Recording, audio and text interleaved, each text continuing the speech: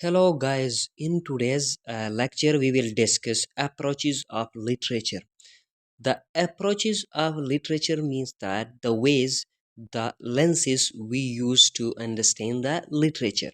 Got it? Now the very first thing is common sense approach. Second is formalism, new criticism, or third one is structuralism. So we will understand first what the common sense actually is. Common sense is very easy to understand. It is clear from its title that the thing that is understood by one himself or herself. For example, what your sense says about an approach. Got it? Second is formalism.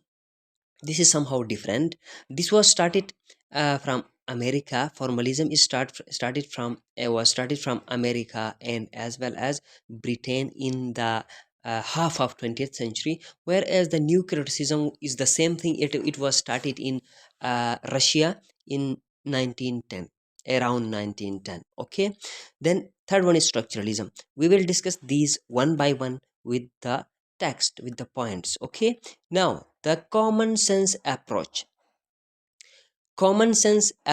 is actually, it interprets literary texts by analyzing the biographies of authors in the historical context. What is actually common sense? When we apply common sense to understand a literature, we need to understand the biographies of the authors. One thing, we should know about the biographies of the authors and the historical context. What is the history of that literature, that writer, that author who has written the literature? We should know.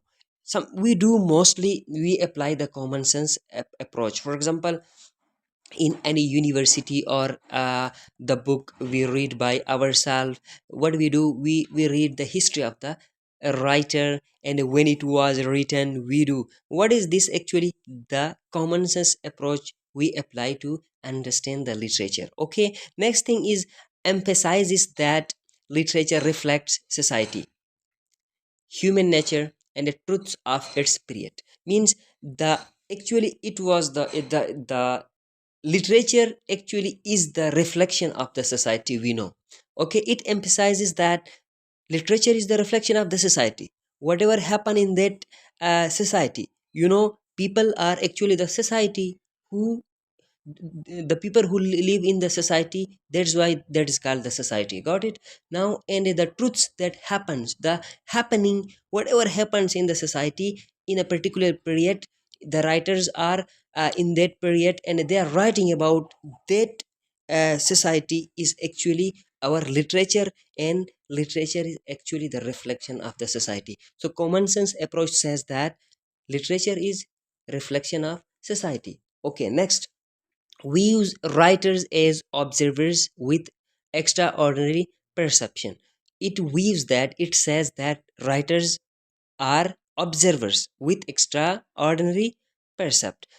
And fourth thing, according to common sense approach, asserts that literature can be naturally understood without critical theory. What an interesting thing in this line. It says that actually the literature is the thing that can be understood naturally without having any critical theory. For example, sometimes when we heard a piece of literature, when we listen to a music, we enjoy a lot, but we don't know about the language of that literature, and we don't know about when it was written and who has written that, but we enjoy a lot. What is that? That is actually the natural understanding of the literature. Got it? Now next is uh, raises questions about natural understanding. It also raises questions about the natural understanding, individual freedom. Everyone has its own freedom to understand the literature. Means I will explain the literature in my own way, and another person will explain in different way. It is individual freedom and societal influence, and what actually the society influences. It also matters according to the common sense approach. Okay, originates from humanistic and empiricist idealistic interpretations. Okay, it was started, it originates means it originates from humanistic and empiricist idealistic. It is originates from experiences of the society, happenings of the society by the people. Got it? Associated with expressive realism, it is associated with the expressive realism influenced by Aristotle's concept of art and romanticism. Means it is actually the realism that happens in the society, and what actually the Aristotle says about the art, that is actually the physical form of the reality. It is common sense approach sees the literature in this way. Formalism, new criticism is next step.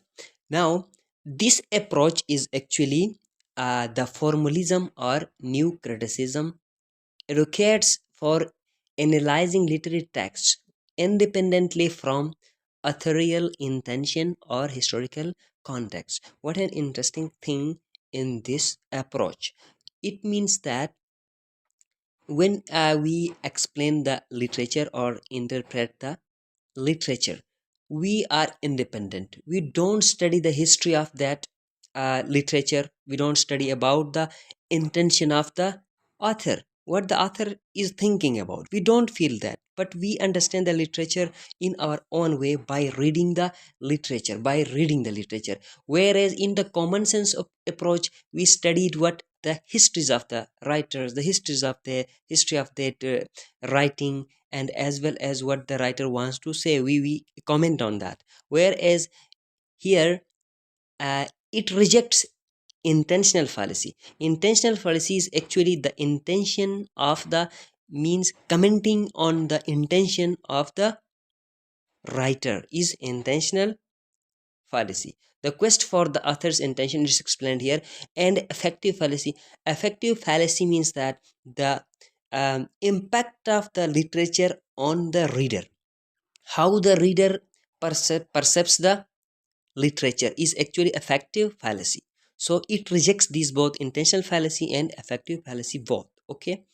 Focus on close reading, it focuses on the close reading of the text itself to discover meaning.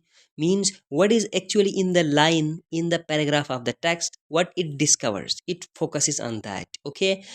Prominent figures, the prominent figures of this approach are John Grove, Ransom, T.S. Eliot, Clint Brooks, and Robert Penn Warren. So this is about formalism. Now next, structuralism.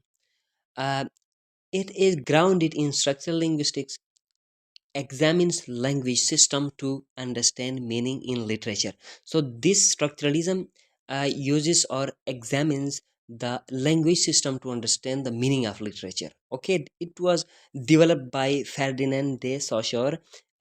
Focuses on laying It focuses on laying shared language structure and a parallel individual utterance, sees literature as a self-enclosed system of science and intertextual connection.